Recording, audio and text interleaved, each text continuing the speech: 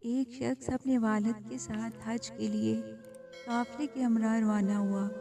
جب وہ عفیف کے علاقے سے گزر رہا تھا تو والد کو قضائے حاجت ہوئی۔ بیٹے نے والد کو نیچے اتارا۔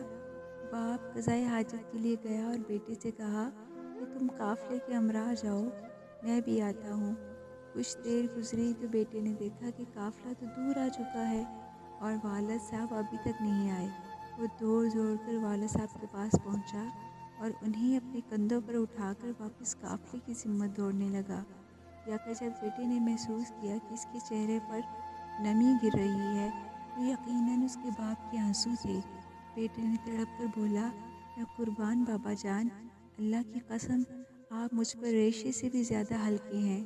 باپ نے بولا، بیٹے میں اس بات کے لیے نہیں روتا، اللہ کی قسم میں اس لیے رو پڑا کہ میں نے اسی جگہ پر اپنے والد کو کندھوں پر اٹھایا تھا۔